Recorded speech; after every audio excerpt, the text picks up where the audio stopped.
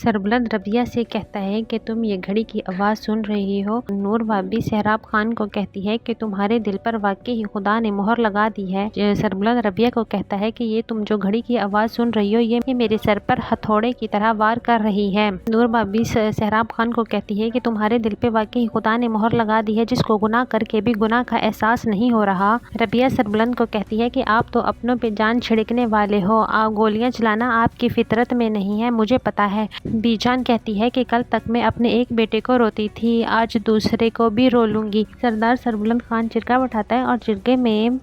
سہراب خان کو پیش کیا جاتا ہے۔ جرگے کے لوگ کہتے ہیں کہ ہماری روایات میں نہیں ہے کہ ایک عورت کو جرگے میں بلانا۔ شیریں پہ الزام لگائے گئے ہیں، سہراب خان نے اس کے ساتھ بدکاری کی ہے، تو اس سے یہ ظاہر ہوتا ہے کہ شیریں کو بھی جرگے میں بلایا جائے۔ جب شیریں کو جرگے میں بلایا جاتا ہے تو شیریں سہراب خان کی ساری سچائی بتا دیتی ہے، تو وہ کہتی ہے کہ انہوں نے مجھے میری اوقات دکھائی تھی، میں اب ان کو ان کی اوقات دکھاؤں گی۔ شیریں جرگے کے سامنے ساری سچائی بیان کر دیتی ہے، شیردل کا قتل کس طرح ہوا، گل بانو کا قتل کس طرح کیا اور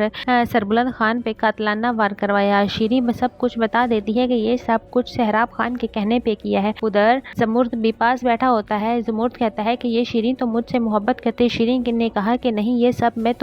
تم سے بات کرتی تھی، میں نے تمہیں اپنے پیچھے لگایا، یہ سب سہراب خان کے کہنے پر میں نے کیا اور تمہیں ایک مہرے کے طور پر استعمال کیا۔ تو جرگہ ساری باتیں سننے کے بعد یہ فیصلہ کرتا ہے اگلی صبح فجر کے بعد سزائے موت دی جائے گی۔ تو سردار سربلند خان اپنے بھائی کی طرف دیکھتے ہیں، اسے بہت افسوس ہوتا ہے کہ پہلے میرا ایک بھائی اس دنیا سے چلا گیا اور اب یہ دوسرا بھی چلا جائے گا۔ تو جرگے کے لوگ سردار سربلند کو کہتے ہیں کہ تم نے بہت ہی عقل مندی سے کام کیا ہے،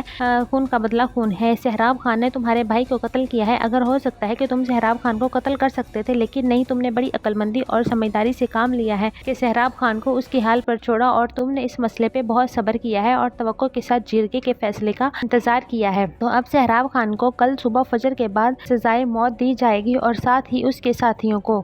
جب اگلی صبح فجر کے بعد سہراب خان کو سزائے موت کے لیے لایا جا رہا ہوتا ہے تو سربلند اپنے بھائی سے ملتا ہے اور اس کی آنکھوں میں کوئی خوف نہیں ہوتا کہ اس نے اتنے جرائم کیے ہیں اور اس کی آنکھوں میں ذرا بھی شرمندگی نہیں ہوتی۔ اس لیے سربلند سہراب خان سے ملنے کے لیے اس لیے گیا تھا کہ وہ اپنی ماں کے لیے پریشان تھا کہ بی جان پہلے ایک بیٹے کی موت پہ روتی ہے اور اب دوسرے بیٹے کی موت پہ روئے گی۔ سربلند سہراب خان سے ملنے اس لیے گیا تھا کہ وہ اپنی ماں کو سہراب خان کو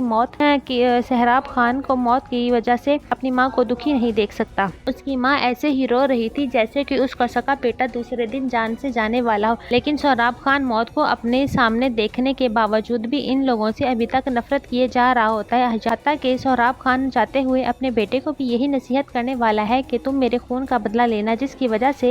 وجہ سے نور کو بھی اس بات کا احساس ہوگا کہ سہراب خان سے اس کے بیٹے کی ملاقات کروانا کوئی اچھا کام نہیں تھا، کیونکہ نور کو بھی اب یقین ہو چکا ہے کہ اللہ سہراب خان کو کبھی ہدایت نہیں دے گا اور نہ ہی کبھی وہ اپنے کاموں سے توبہ کرے گا۔ سہراب خان کو سزا ملنی ہے اور اس پر عمل ہونا بھی ہے اور اس کے خون کی معافی بھی نہیں ہونے والی، لیکن سہراب کو سربلند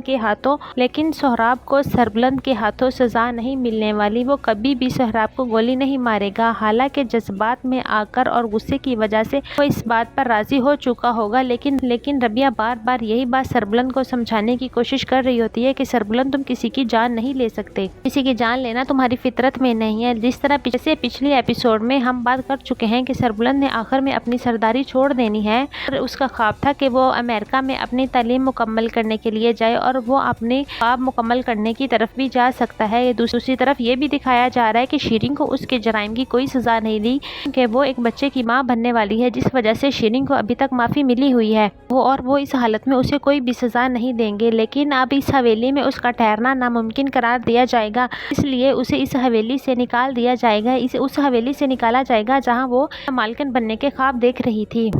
اس نے سہراب خان کے ہر جرم کا ساتھ دیا اور اس سہراب خان کے ہر جرم میں ساتھ رکھی، اور اس ڈرامے میں ہر کردار کی کہانی اپنی اینڈنگ کی طرف جا رہی ہے اور صرف ایک بچا ہے جس کی کہانی کا ابھی کوئی عمل نہیں ہوا کہ مدثر کا قاتل کوئی اور نہیں بلکہ توڑسم ہے۔ یہ بات بہت جلدی ربیہ کو پتہ چلنے والی ہے اور اسی طرح توڑسم کو بھی یہ اندازہ ہو جائے گا کہ ربیہ کہیں اور نہیں بلکہ اسی کی حویلی میں ہے اور اسی کے بھائی کی بیوی ہے اور سربلند کی بیوی ہے، اور یہ بات توڑسم کو اور کوئی نہیں بلکہ زمرد ہی بتائے گا۔ زمرد کو جرگے میں وہ جاتے ہوئے ربیہ کو دیکھ لیتا ہے اور وہاں سے فرار ہونے میں کامیاب ہو جاتا ہے اور وہ جا کر توڑسم خان کو بتاتا ہے کہ ربیہ سردار سربلند کی حویلی میں ہے اور سربلند خان کی بیوی بھی ہے۔ طرح پچھلی ویڈیو میں بتایا تھا کہ زعفران کی موت توڑسم کے ہاتھوں ہی ہوگی، اور یہ بھی بتایا تھا کہ شاید سہراب خان کی موت بھی توڑسم کے ہاتھوں ہوگی، اور اسی طرح توڑسم کے کریکٹر میں مزید مثبت تبدیلیاں لائی جا رہی ہیں۔ اور دوسری طرف اس چیز کی بھی پاسبلٹی ہے کہ اگر سہراب خان سزا سے بچ جاتا ہے، اور دوسری طرف یہ بھی کہا جا رہا ہے کہ اگر سہراب خان اس سزا سے بچ جاتا ہے تو اس کی موت پھر بھی توڑسم کے ہاتھوں سے ہی ہوگی۔ آپ کا اس بارے میں کیا سوچنا ہے کمنٹ سیکشن میں ضرور بتائیے گا۔ مزید ایسی سٹوری جاننے کے لیے ہمارے سٹوری کرافٹ کو لائک کریں، سبسکرائب کریں اور شیئر کریں۔ شکریہ۔